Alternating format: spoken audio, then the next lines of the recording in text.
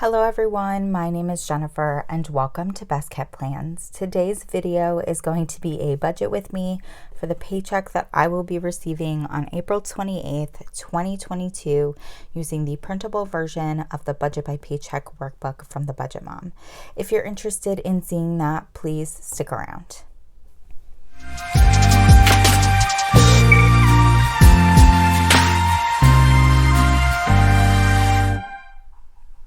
So as I said in my introduction, we're going to be doing a budget with me for the paycheck that I received on April 28th. I apologize if you hear my coffee maker in the background, but I need caffeine right now. So I'm making coffee so that I can grab it as soon as I'm done filming this video.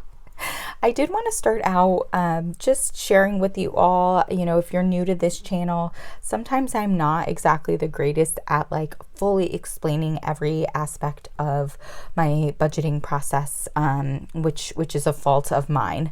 But I thought that I would be a little bit more detailed in this video, or at least try to be, for those of you that are new to my channel.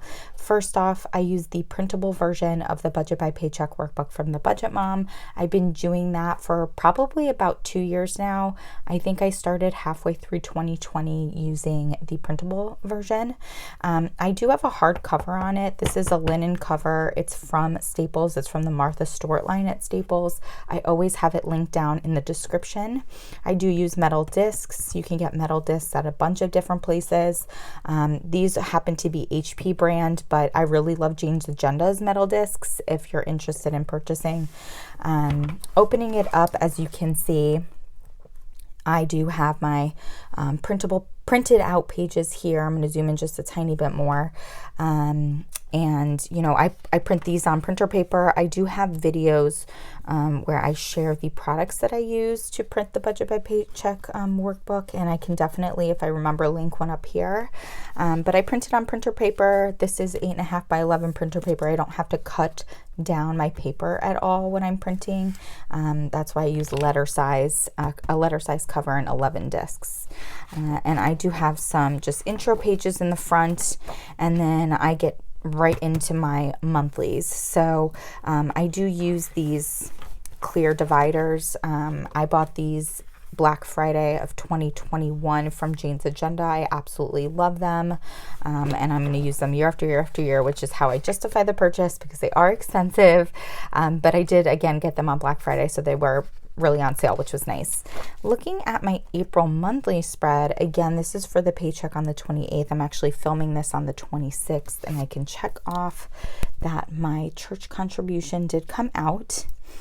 As you can see, all of my bills for April are already paid for. Everything has a little check mark next to it. And so this paycheck is really going to be utilized to pay for bills that are due in May 2022. I will be taking account some savings challenges stuff I have going on. I want to pull $38 from my paycheck for one of the Budget Mom's 2022 savings challenges. I'm going to pull $34 from my cash envelopes for the other. And then I always look ahead to May just to see if I have any other savings challenges I need to save for prior to my next paycheck. And I do.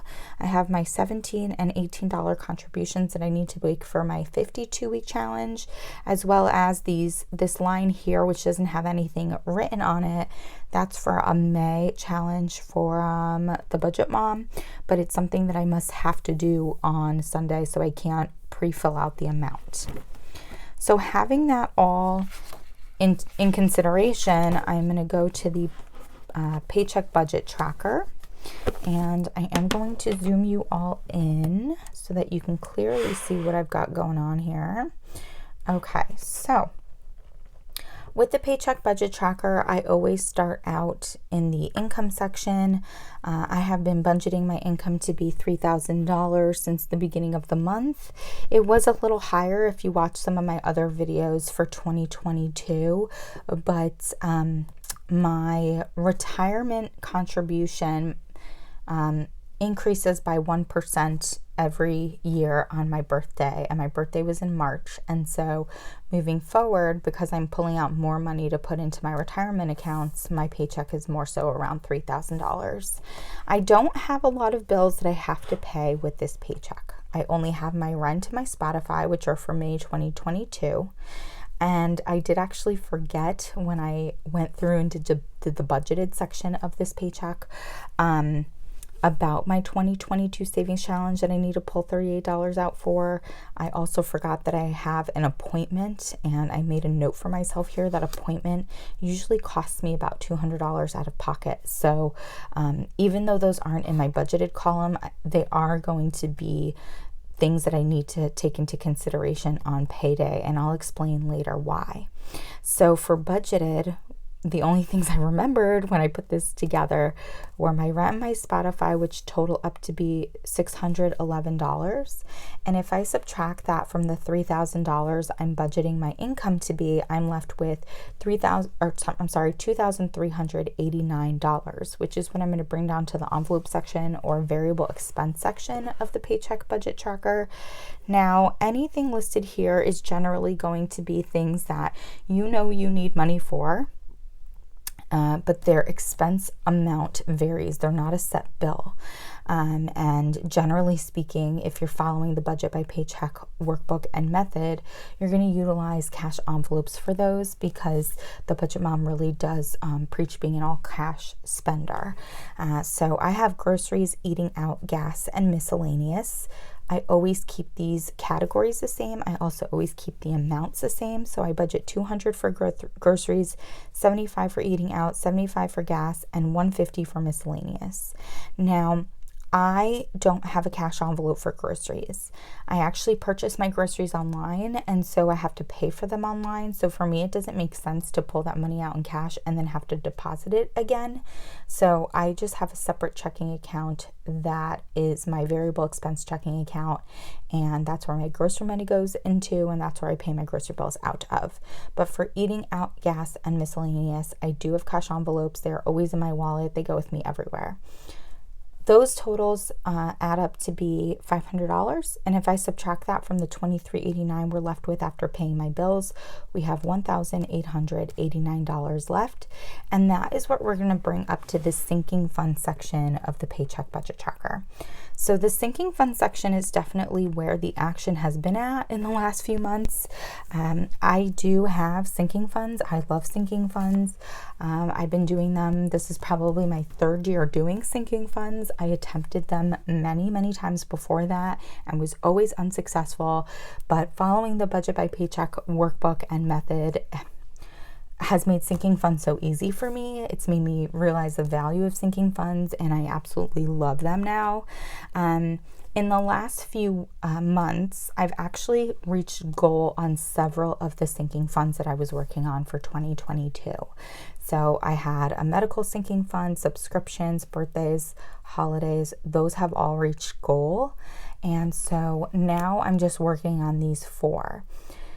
Now of these 4, 2 of them are what I call rolling sinking funds, meaning they don't actually have a goal. I'm just going to continue to contribute to them, knowing that one day I'm going to be grateful that I have that sum of money in there to pull out from. And those are my travel sinking fund and my car maintenance sinking fund. So they get $50 each, and I'm never going to not be putting $50 into each of them. I am currently doing a sinking fund snowball. So I usually, when I had all of my sinking funds that I was still trying to reach goal on, I was putting $270 a pay period towards my sinking funds. And even though I've reached goal on several of them, I'm still contributing that same amount. And I'm taking the extra money and I'm putting it towards a sinking fund that I'm targeting. And in my last budget with me and cash envelope stuffing, which I can try to link right up here, I was targeting my car insurance and taxes cash envelope. I pay my car insurance annually in July. I live in a state where we have car taxes and I have to pay those annually in July. And so I'm targeting that sinking fund to reach that goal. With this paycheck though, I don't need to put extra towards it. I had been putting $70 a pay period towards it, and if I do that with this paycheck, I will reach my goal, which is incredibly exciting. It's April, so I'm literally reaching my goal basically 2 months early, which is great. And so putting my $50 that I usually put towards travel, my $50 I usually put towards car maintenance, and my $70 I usually put towards car insurance and taxes, that leaves me with $100. Now, 25 of that is what I usually put towards Christmas. That means that there's $75 extra that I would have been contributing to other cash envelopes, but I no longer need to because they've reached their goal. And I'm sinking that now into my Christmas envelope to reach goal on my Christmas envelope. So that's really exciting. This is the last time we'll be stuffing car insurance and taxes until I pay it in July. And then we will start stuffing it again for 2023. It's just really incredible to see that we're literally like right at the end of 4 months. So we've had 4 months of 2022, and I've reached goal on almost every single sinking fund that I have that has a goal, which is really exciting.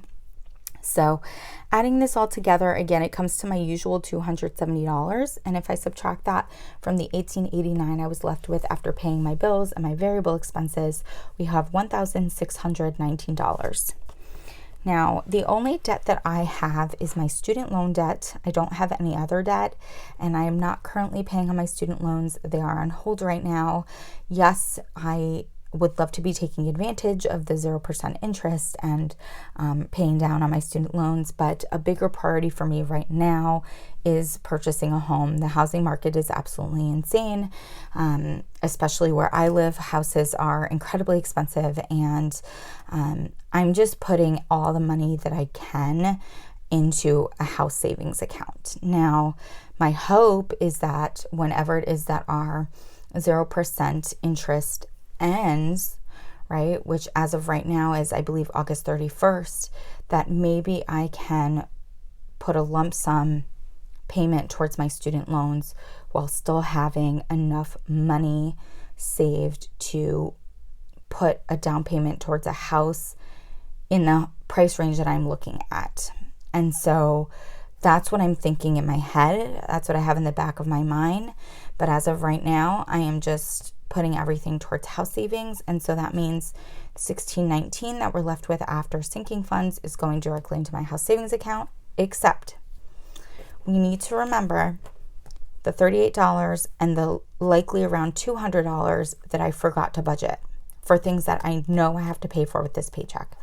So really what I'm going to be doing is basically subtracting $240, maybe $250 just to be on the safe side from this amount, right? So I'm really only going to be contributing maybe $1,375, which is okay. My goal for April was to contribute $2,500 towards my house savings.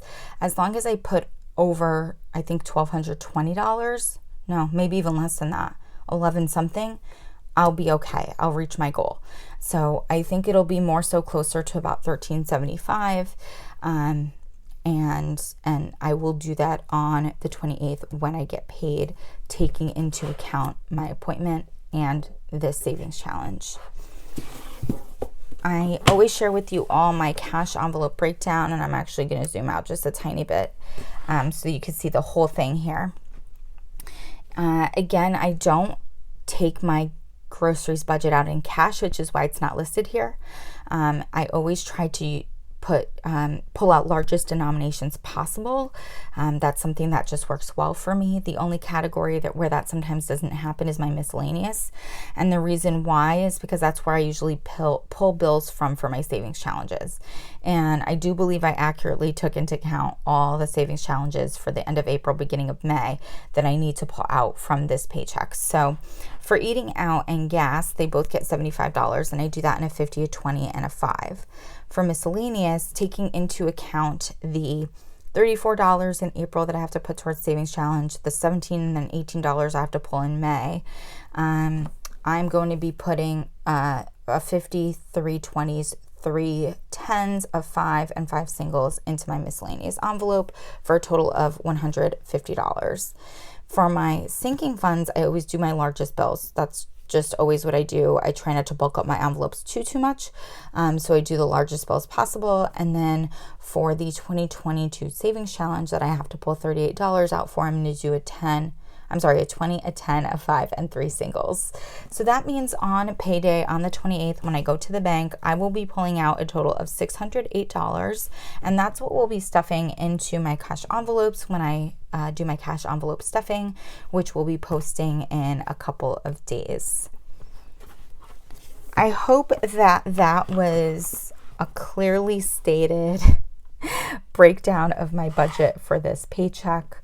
Again, I try to be a little bit more detailed in certain areas just to give people who are new to my channel and my videos a bit more context with why I budget the way that I do. I think a budget is incredibly personal. It has to work for you, the individual person. I do appreciate utilizing the budget by paycheck workbook and method. It works with the way my brain works, which is really great. But my information on here and how I break down that budget using this system is incredibly personal to me and my situation. I'm not a homeowner. I don't have any children. I'm not married. So that really factors in very heavily into what my budget looks like and where my money goes. And I don't want anybody to compare their situation to mine, just like I try not to compare my situation to other people's. But I do think it's fun and interesting to see how people strategize to reach their financial goals. And I'm hoping that that's what you all will take out of watching this video. If you have any questions or comments, please do not hesitate to put them down below. I love hearing from everyone. And as always, please be safe. Bye-bye.